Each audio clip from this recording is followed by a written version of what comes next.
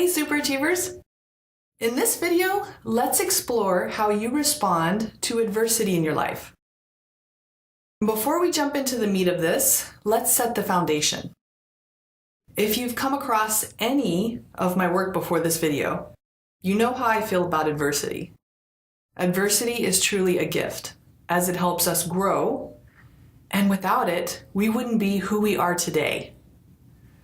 Now, this gratitude for growth moments often comes after the fact, when we're looking back and reflecting on what happened and the gifts that the situation provided us. I recently had the opportunity to explore my learning in the moment during a very difficult situation, which made all the difference in the world in how quickly I recovered from it.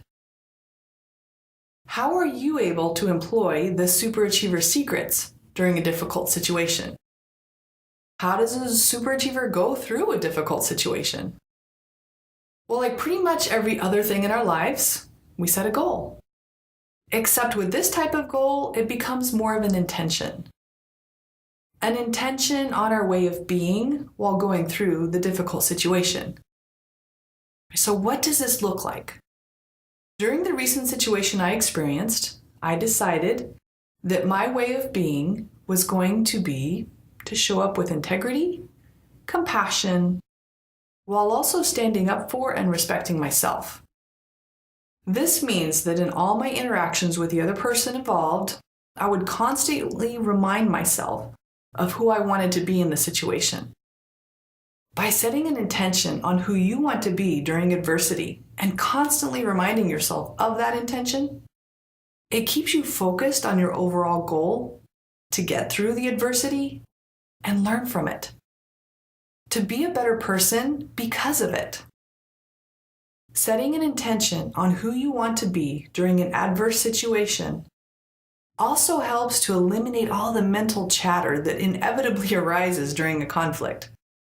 You know those negative voices that judge you and others? Keeping you focused on the end goal while in the process reduces those little voices to simply background noise. Another interesting result of engaging in this type of process is when it's over, there doesn't seem to be a long recovery period. Perhaps because we take control of ourselves and our responses to external circumstances that we can't control, we find that we can actually process the difficult situation as it's happening. Then once it's over, we're ready to move forward in a healthy and, dare I say, happy manner.